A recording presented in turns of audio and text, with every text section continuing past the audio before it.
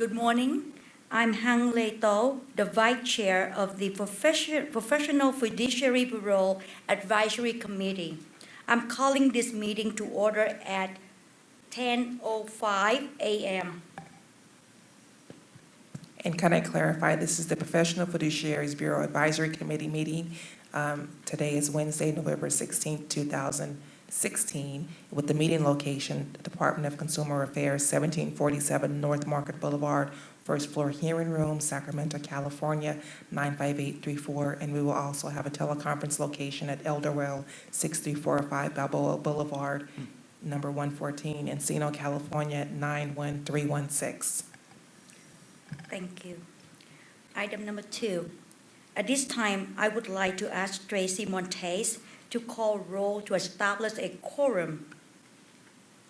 At this time, I will ask Angela to conduct a roll call to establish a quorum. Barbara DeVries is absent. Hang Lei To, Present. Dawn Akel, Present. Jenny Chacon is absent at this time. Eileen Federico, Present. King Chi, Present. and Kathleen Thompson. Present. We have a quorum with 5 members present at this time. Thank you, Angela. Thank you, Tracy. Item number 3. I would like to ask the committee members and bureau staff to introduce themselves.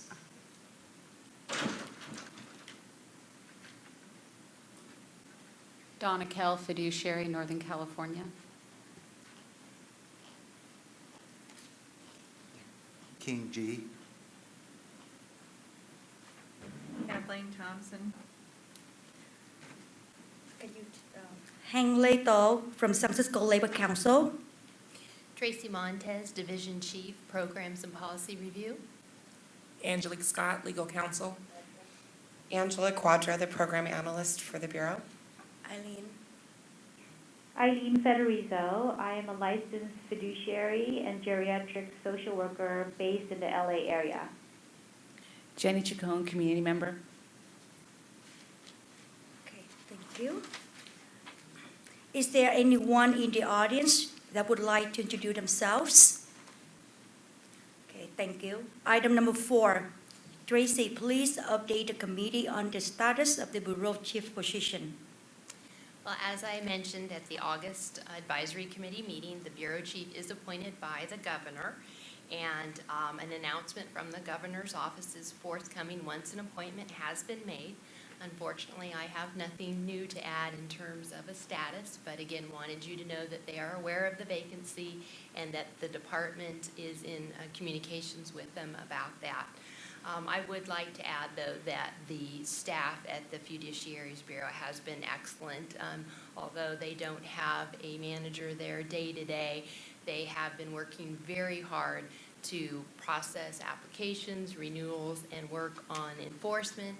I meet with them regularly, and again, you should feel very comforted by the fact that they're a very competent group of people, and I'm very pleased to be working with them, and wanted you to know that. Any committee members comments? Any public comments? Thank you, Tracy. Item number 5. Tracy, please read the Bureau mission statement. The mission is to protect consumers through licensing, education, and enforcement by ensuring the competency and ethical standards of professional fiduciaries. The vision is to protect, maintain, and enhance the quality of life for consumers by promoting the highest professional fiduciary standards. Any committee members comments? Any public comments? Thank you, Tracy. Item number 6. Have the committee members had a chance to review the minute?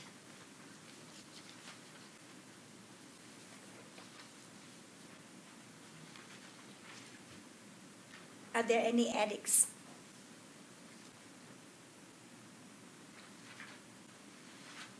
Is there a motion to approve the minutes? Kathleen Thompson, I make a motion to approve the minutes from the August 24th, 2016 meeting. Is there a second to the motion? Second, Jenny Chacon. Thank you. Any discussion from the committee members? Any public comment? So Angela, please do a vote by roll call. Barbara DeVries is absent. Eileen Federico. Approved. Jenny Chacon. Approved. King G. Approved. Donna Kell. Approved. Kathleen Thompson. Approved. Hang Lee Do. Approve. The minutes are approved as written and will be posted on the Bureau's website. Thank you, Angela. Item number 7, I would like to invite the Department of Consumer Affairs executive staff to present their update.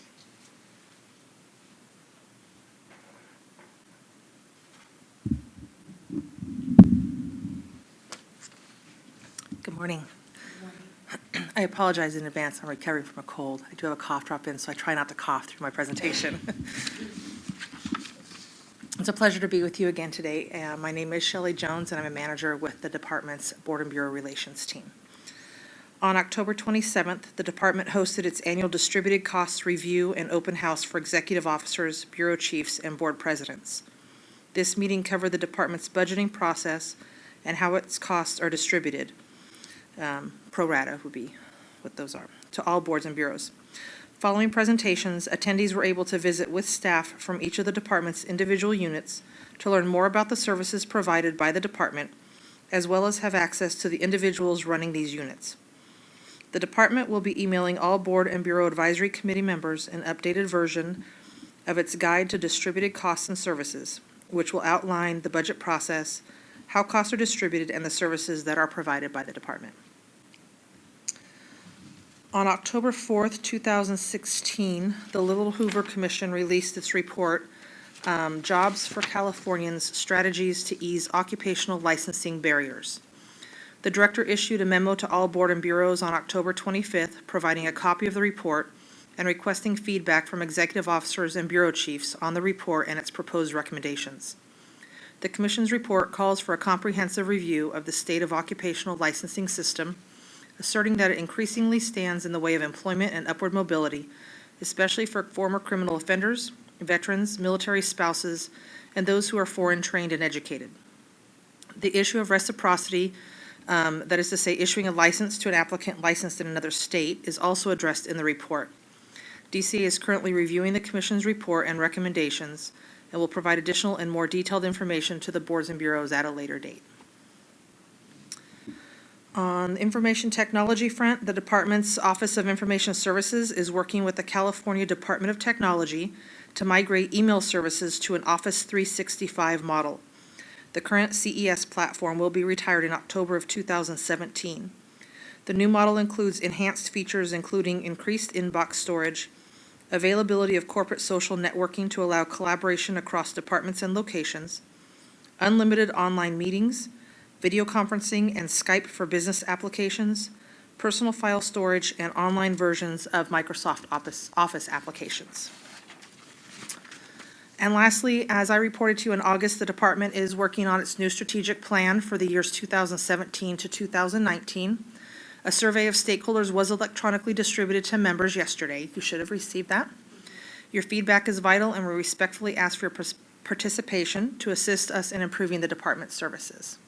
That's all I have for today. I'd like to thank you for the Bureau's diligent work and valued partnership with the department. And if you have any questions.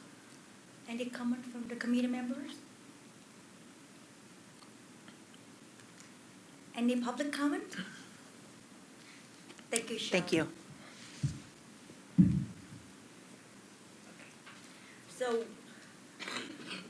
So we move to the item number 9, because the DC Department of Consumer Affairs budget analyst is not here yet. So we're gonna do the number 9 first. So item number 9, I would like to invite the Department of Consumer Affairs Legislative and Regulatory Review to present the legislative update.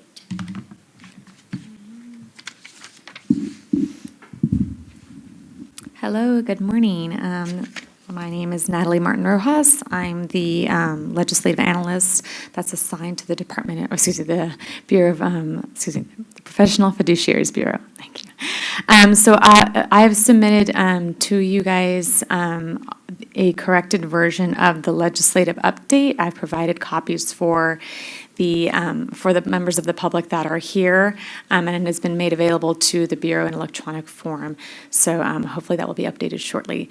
The corrections that are different from from what is posted online and what was provided to you in your packets is a correction that was made at the last meeting that Ms. Federizo pointed out to me in the description of AB 1700. But prior to this, it said, let me see this.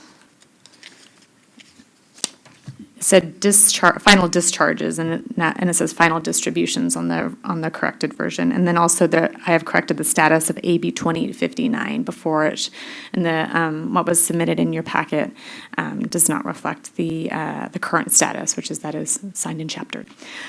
So to just go through the update itself, like I said, AB 1780 has been passed, signed, and chaptered. Last time it was still going through the process. No major changes were made between when this committee last met and when it was signed and chaptered. AB 1700, that was signed and chaptered as of last meeting, and of course it is still that way. For the legislation relating to all DCA programs, AB 2859, that was going through the process and did not undergo any major revisions between when this board last met and when it was signed and chaptered. And last time, SB 1130 by Senator Wachowski was signed and chaptered at the time as well, and is still of that status. The new legislative session, or the new 2-year legislative session for 2017-2018 will be starting in early January. So that's when everything will ramp back up again, and I will have many more updates for you in the new year. Thank you. And any comment from the committee members? Any public comment? Good job. Thank you, Natalie. Okay. So we go item number 10. Tracy, please present the Bureau updates. Okay, again, Tracy Montez. I will direct your attention to the handout that was provided in your packet, the fiscal 2016-17 year-to-date statistics. We have them listed there through October 31st. I'll highlight we have 710 active licenses, total licenses issued 949, new licenses 17, and then again some additional information about the accusations, citations, complaints, and so forth. Any questions about the stats thus far? Okay, I'm going to go through to the outreach efforts. Since the last advisory committee meeting, we've had 3 outreach events. One was with the Sacramento Financial Abuse Specialist team on September 14th.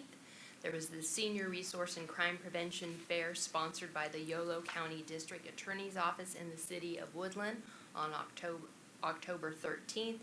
And then we also had staff attend the South Placer Estate Planning Council on October 18th. And I will let Angela provide some detail if she can without coughing too. I didn't bring the notes because I thought you were going to talk on all of the talking points. So thank you. I wanted Angela too because she actually attended these, and I think it's nice to hear her perspective. Jenny also attended the South Placer County Estate Planning. So the first one, the SACFAS, the Sacramento Financial Abuse Team, Specialist Team, is a public and private partnership of professionals dedicated to preventing financial abuse to seniors, seniors in the Sacramento area. There were approximately 25 people in attendance, and there were representatives from Adult Protective Services, Sacramento County District Attorney's Office, the Department of Justice, Safe Credit Union, Department of Business Oversight, and a private attorney.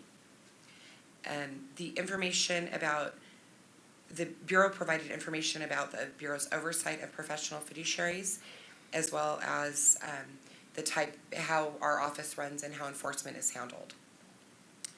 There were approximately 20 questions from the attendees, and 3 of those people came up afterwards to talk about specific cases that they would want to talk to the Bureau about possibly investigating. The second event on October 13th, this 2016 Senior Resource and Crime Prevention Fair, this was the second time that the Bureau had attended, and we had a booth at this event, but we did not speak. We handed out brochures and told consumers about the services provided by professional fiduciaries. There were approximately 240 seniors in attendance, and there were 78 consumer agencies that attended this to present at this event. And the last one, South Placer Estate Planning Council, Jenny attended this one with me and was very helpful in answering questions. So we spoke at this event, again, about the responsibilities of a professional fiduciary. This council is comprised of members who provide accounting and tax services to consumers, charitable nonprofit organizations, fiduciaries, other financial services, insurance services, legal services, real estate services, and caregiver services. There were approximately 30 attendees at this presentation, and most of the presentation time, we had 45 minutes. Most of it was spent answering questions. They had a lot of questions, so it was wonderful. That's nice. Did anybody have any questions? Angela, Kathleen, what was the name of the first group you taught to? It's called the Sacramento Financial Abuse Specialist Team, and for short, it's SACFAST. Thank you. I would also like to add that a new video has been posted to the website on how to become licensed and work through your renewal, and it's a great video, so if you have a chance, take a look at it. It's short and sweet, but provides some very useful information. Okay, moving on to the status of client notification regulations. They were disproved on October 13th due to some clarity and procedural issues. However, we're working with our attorney, and we'll have those addressed and resubmitted. We'll notice the public, and we have 120 days to return the completed file to the Office of Administrative Law. So it's nothing that I think the committee needs to be concerned about. Again, just some clarifications. They took an extra careful, hard look at some things, so we need to just spell some things out in greater detail. As far as the strategic plan update, we had talked a little bit about this at the last advisory committee meeting, and I had given you some homework to take a look at it and be thinking about some items for the next strategic planning session. I did speak with Julie Ansel, again, former Bureau Chief, and she suggested that if we can hold out a bit until there's a new Bureau Chief, that really would be best. She felt that it's important for the Bureau Chief to have some time to understand the processes of the Bureau, get acclimated a bit, and then do strategic planning. So I would like the committee members to consider, postponing that.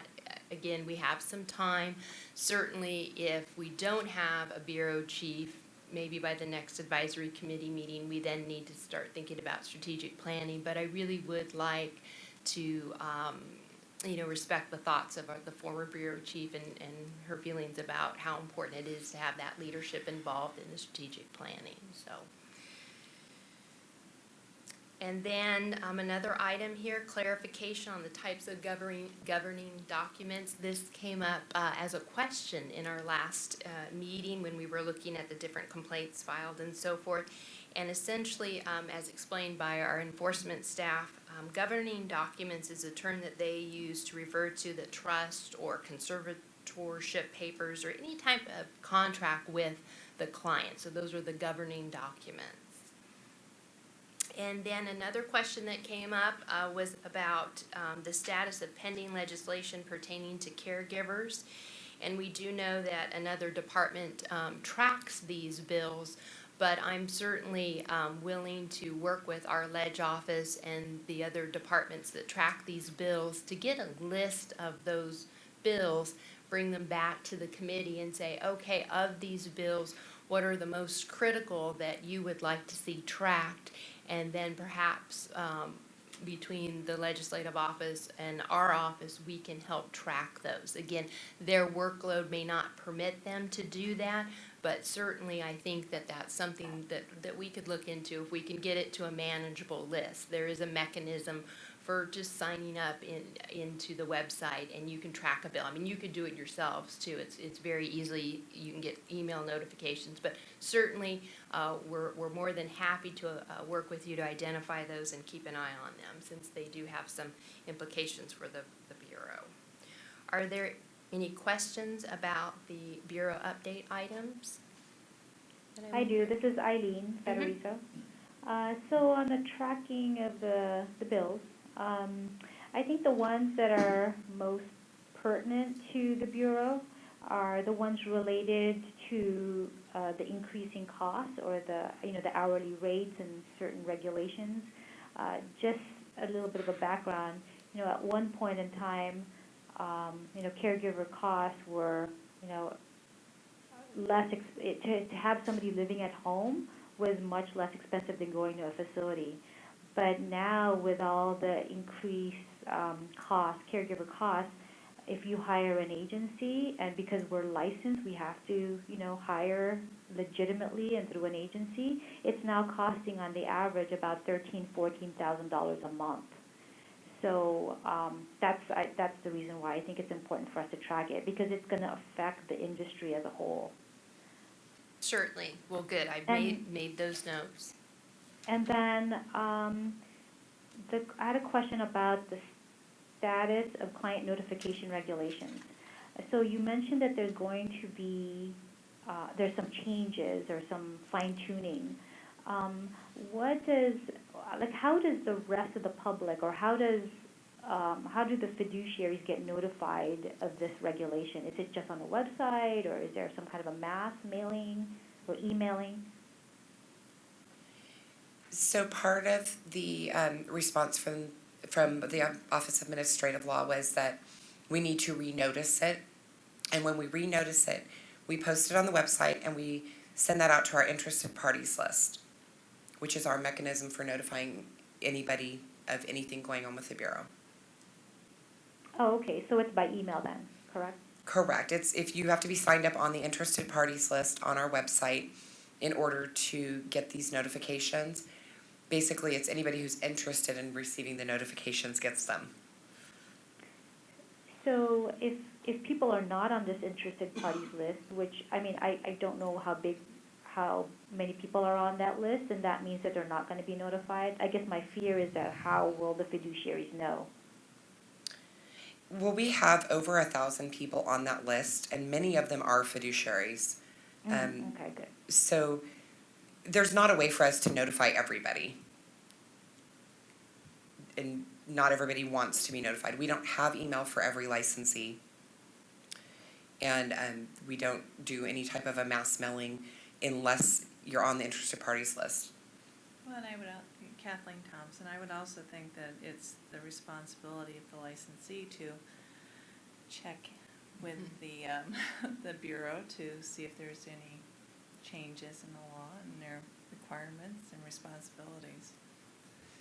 And part of that is also PFAC is closely watching this. Professional Fiduciary Association of California, they're closely watching it so that they can also notify however they notify. I don't know if they do it by mail or by email. Once this is a law, they want to be able to notify the folks that are on their list. Okay, thank you. Yes. Thank you. And I just had a general question. Does the Bureau think that there will be any potential impact on just the fiduciaries with the election, given if there's Medicare reform, the impact that could potentially have? Is that anything that you guys even discuss or even just wait and see? I think we're waiting to see, it's still, the election results are still fairly new, so there's a lot going on, but we'll be keeping our eye on things. Tracy, this is King G. Can I ask you just to clarify this in terms of the strategic plan, what the timeframes are again? And if we do not have a bureau chief, does that shorten or extend the timeframe for us to get our input in? It will extend the time to get your input in, because again, my goal is to have a bureau chief and have him or her be in the position for a period of time, and then do the strategic plan. I believe the former bureau chief started the strategic plan on her second day, and again, she felt like she really needed to have some more information. But again, I'm not going to do anything that's going to jeopardize the committee or the bureau in terms of meeting our mandates for planning and so forth. But at this point, we're okay to take a little wait and see and to continue doing the homework in terms of how things evolve, and especially with the elections. This could impact the strategic plan process. So I think in some ways it's helpful to have a little bit more of a delay to see how things fall out. Okay, thank you. Mm-hmm.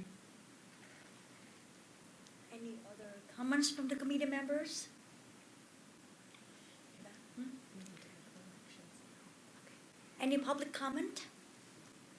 Thank you, Tracy. So now we're going to go to the elections, because Eileen, she had to leave a little early. So, so we're going to start on item number 12. We're going to start on the item number 13. So I would like to ask Tracy to begin the election process for 2017 chair and vice chair for the Professional Fiduciaries Bureau Advisory Committee. Okay, I'd like to begin by opening for nominations for the position of Chair of the Professional Fiduciaries Bureau. Are there any nominations? Kathleen Thompson, I nominate Hangley Toe. Second that?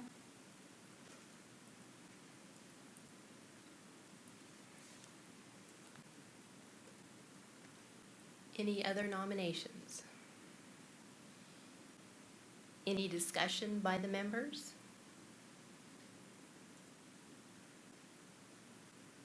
Nominations are closed.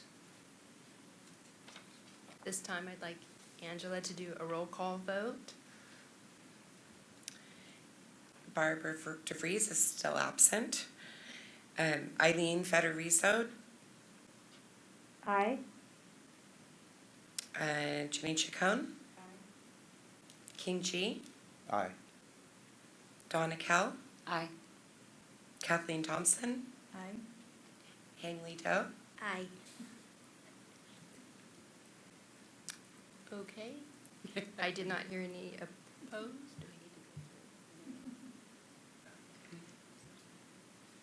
Yes, there was a majority of. Okay, so motion carried by a majority. Congratulations, Hank, Thank you. Chair for the 2017 year. Okay, moving along. Any nominations for Vice Chair? I'm Hang Lei To. I would like to nominate Kathleen Thompson, because she's been here for a while. I'd like to respectfully decline that nomination for challenges that I have in the upcoming year, but thank you. I appreciate that. I would like to Kathleen Thompson, I'd like to nominate Eileen Federico. Second.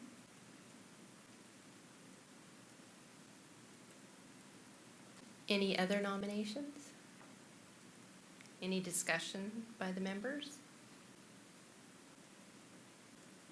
Nominations are closed. Angela, roll call vote? Barbara DeVries, absent. Eileen Federico, Sure. Jenny Chacon, Aye. King G, Aye. Donna Kell, Aye. Kathleen Thompson, Aye. Hangley Dow. Aye. Motion carried by majority. Congratulations, Eileen, Vice Chair for the 2017-18 year. Thank And that you. closes elections very smoothly. Thank you. Any public comments? No, thank you. So should we go back? So now we would like to go back to the item number 8. I would like to invite the Department of Consumer Affairs Budget Office to present the budget update. Thank you. Good morning. I'm Matt Nishamini from the DCA Budget Office. I apologize for not being here earlier. Thank you for circling back. In your packet, you have a projection, and you also have a fund condition statement that we've worked up. We can look at the first, the projection. The projections are looking really good, obviously, because you have a vacancy that's your main driver. So, we're always closely monitoring the Bureau, but this year you guys are very healthy as far as your expenditure authority, so we're not concerned about that. I'm not sure if your previous, the second document is your fund condition statement, and it has been updated to show the actual expenditures and revenues received for 15-16.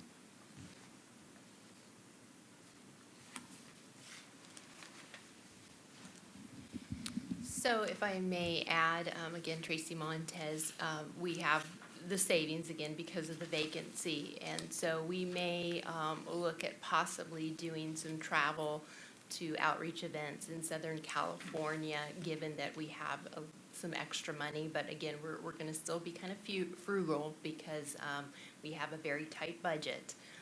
And we do, again, anticipate filling this bureau chief position at some point. But I am going to talk to budgets and staff and see if there might be some outreach that we can do in Southern California. Typically, we don't travel to Southern California because of the cost issues, but we might have a little extra.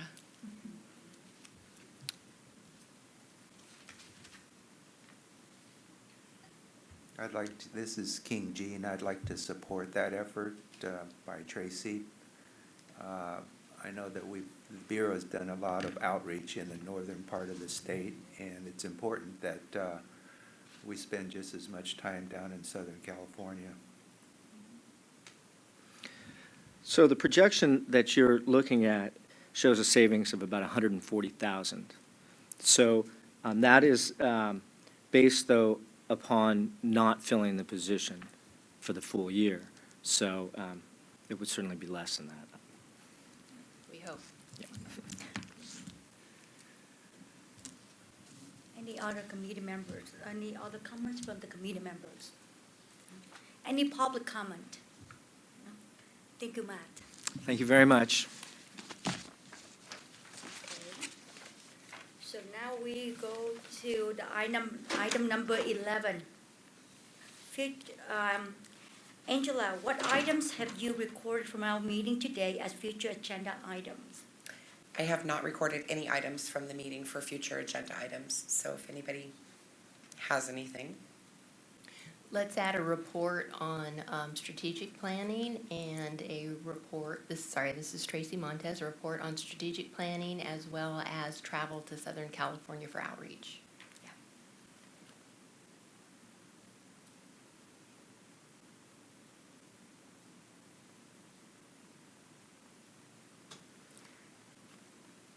Anything else? Is there any public comment? No? Thank you. So we're going to go to item number 12. The Bureau staff is proposing the following meeting dates for 2017. Wednesday, February 8, 2017. Wednesday, May 3rd, 2017. Wednesday, August 16, 2017. Wednesday, November 15, 2017.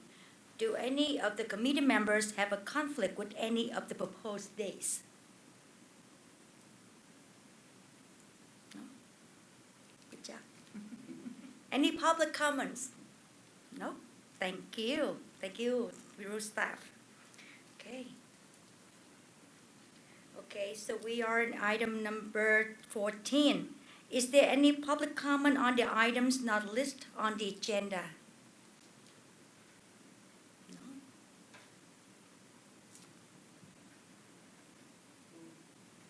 Can the meeting be adjourned now?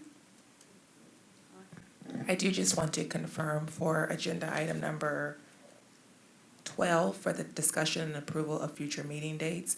When it says approval, it usually leads me to believe that there might be board action. Did you guys just want to note this for your actual calendar, or is it something that you wanted voted on for board action?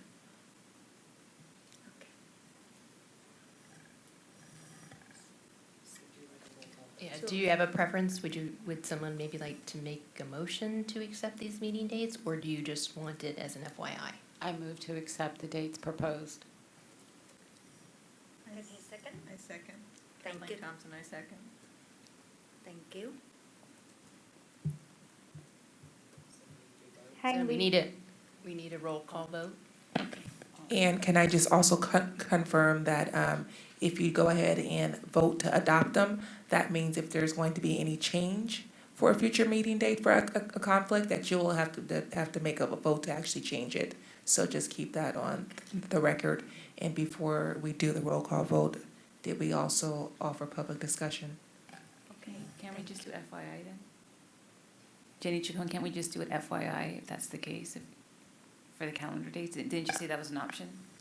Yes, I just wanted to confirm since it was written down as approval, and I didn't know whether or not it was your intent to just FYI it, or if you glossed over the fact that it said approval. So it's up to the committee. If you want to just keep it an FYI, you can.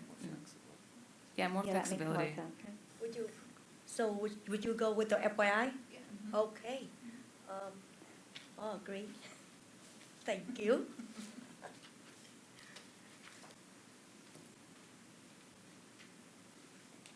Okay. Hang, Yes. I had a question. This is Eileen Federizo. Okay, so I don't know if we could still go back to a future agenda item, but I think I want a little bit of clarification. I know that we're still waiting, for a bureau chief, but I guess my question is, how do we make the bureau, the committee members, not the bureau, how can we make the committee members useful to the bureau? Because I know that we have our meetings because we have to abide by certain, guidelines. But I also want to make sure that everybody feels like we're being productive and that we're actually contributing. Does my question make sense? Yes, Eileen, I remember these questions back in 2014. That's our my first meeting, and I remember this. And would Tracy say a few words about what is our role? What do we do? Right, so what I can do between now and the next meeting is have some individual discussions with committee members in terms of ideas of how to utilize you. Again, I am not a professional fiduciary, so I could certainly get some feedback from you and then bring that feedback to the meeting, and we can have a discussion about the ideas and maybe how to move forward with that. Because I know last time there was an example of attending some outreach events and things like that. So that's certainly one idea. But Eileen, is that something, would that help you in terms of addressing your question? Is to actually start moving forward with those ideas separate from the strategic plan? Yeah, maybe, and maybe this is something that we could all discuss. And I just want to put it out there, because again, there are people who come and they travel all the way there for a meeting like this, and sometimes I just wonder if we're making the best use of our time. Right, and it's a little challenging with a committee because it's different than a board per se. So I'm certainly happy to look into ideas that you would like in terms of having, maybe some greater input or involvement, or again, ways to promote the mission of the Bureau. And this is Jenny. Won't it also depend on kind of the vision of the new chief as well, what they anticipate the role? So, I mean, we could always give ideas, but it's really up to them too to see how that aligns. Correct. Yeah. I'm sorry, this is Angelique Scott, legal counsel. I would also recommend in consideration until the time that there is a strategic plan that's developed, that in your Professional Fiduciaries Act and Business and Professions Code 6511, subsection F, it indicates or it advises what the committee's roles and responsibilities are. And it says, examine the functions and policies of the Bureau and make recommendations with respect to policies necessary by the director or the chief. Consider and make appropriate recommendations to the Bureau in any matter related to professional fiduciaries in the state. Provide assistance as may be requested by the Bureau in the exercise of its powers. And so I would think that maybe when we're in between meetings, that if these are specific functions that are actually delegated to the committee, to think about future agenda items, and usually send your questions and concerns to the actual bureau chief, because just because something isn't discussed during the advisory committee meeting, to go on the actual future agenda, if something comes into your mind and it's related to any of those specific functions that are actually delegated to you, that you can ask and whether or not that can be on a future agenda if it falls within that scope, if it's something that you see in the industry and you believe that this committee can make an impact and or provide some consultation and or recommendation, that might be an area that would assist this specific bureau in utilizing the resources that you have as a committee. So it's Business and Professions Code 6511 F. And you guys probably don't have that on hand, so we can work on the staff to make sure that they provide that to you. I believe it would have been provided to you when you were initially appointed. I believe you are provided a copy of your Professional Fiduciaries Act. If you don't have that readily available, I'm certain staff could send that out to you, and maybe that can assist this committee. Thank you. That was very helpful. Thank you. Thank you so much, Ange. Thank you. Okay. Any other committee members' comments? No? Can we adjourn the meeting? All legal counsel? Yeah. Okay, the meeting is adjourned at, Before we adjourn, did we do public comments on items not on the agenda? I believe we did. I just want to. we did, yes. Thank you. So the meeting gonna be adjourned at 10:47, 48.